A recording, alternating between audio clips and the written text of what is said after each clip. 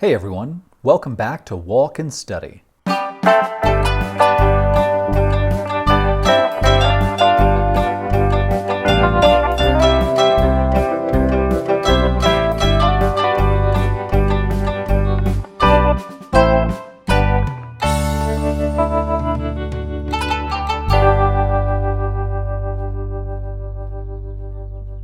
Today we will be covering some intermediate words you are likely to hear or read in American or other English language news outlets. While going over these words, we will be walking in Englewood, Colorado right after a snowstorm. Some of the words we will cover have more than one meaning, but we will focus on the meaning most commonly used in the news. If you have additional questions about a word, make sure to ask it in the comments and we can help you out. Okay, our first word is boycott. Boycott is a noun and it means to refuse to buy, use, or participate in something as a way of protesting. Our example sentence from the news is, human rights organizations have called for a boycott of the Beijing 2022 Winter Olympic Games. So this sentence is saying, human rights organizations have asked countries to refuse to participate in the Beijing 2022 Winter Olympic Games in order to protest against the actions of the Chinese government. Okay, our next word is espionage. Espionage is a noun, and it means the things that are done to find out secrets from enemies or competitors. So in other words, it's the act of spying. Our example sentence from the news is, a former U.S. Special Forces captain has been arrested on charges of espionage, the U.S. Department of Justice says. So this headline is saying, a former U.S. Special Forces captain was arrested because he was potentially collecting secrets about the U.S. government to sell to another country. So he was spying on the American government to sell secrets. Our next word is enrich. Enrich is a verb, and it means to make something better or to improve.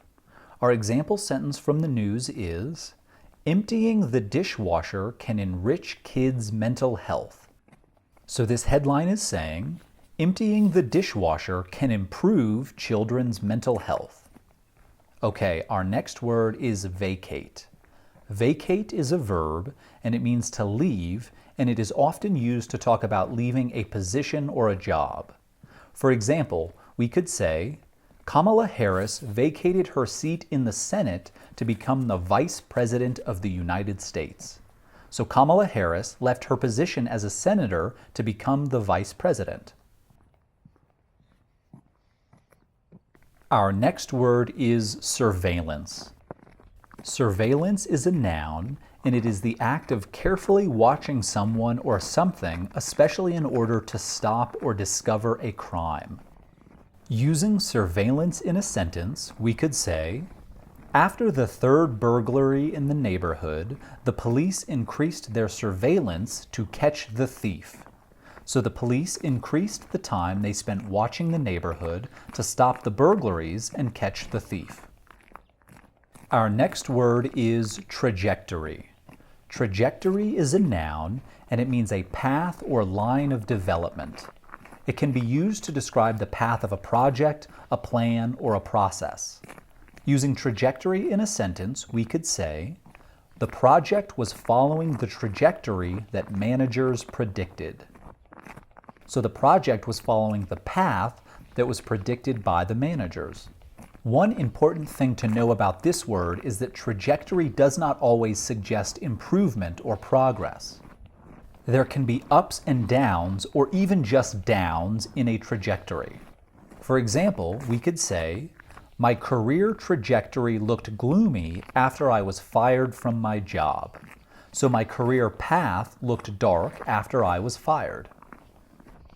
Our next word is embargo. Embargo is a noun, and it is an official ban on trade or other commercial activity with a particular country. Using embargo in a sentence, we could say, the government put an embargo on weapons shipments to North Korea. So the government officially banned or prohibited selling weapons to North Korea. One tip about using embargo in a sentence is that embargo is usually followed by the preposition on, just like in our example. Okay, our next word is tariff. Tariff is a noun, and it means a tax on goods or merchandise coming into or leaving a country. Using tariff in a sentence, we could say, New Zealand announced new tariffs on American cars. So the New Zealand government announced new taxes on American cars entering their country. Our next word is sanction. Sanction is a noun, and it is a punishment for disobeying a rule or law. In the news, you will often see that sanction is an order that is given to force a country to obey international laws by limiting or stopping trade with that country. Using sanction in a sentence, we could say, the U.S. will impose sanctions on Myanmar's military leaders after the recent coup. So the U.S. will put in place punishments for Myanmar's military leaders to force them to obey international laws. And usually, sanctions are focused on stopping trade relations. Sanction is a difficult word, so if you had trouble with it, you're probably not alone. If you need to, just rewind the video and watch that section again. Alright, with that, we've gone over some intermediate vocabulary you might find in American or English-speaking news outlets.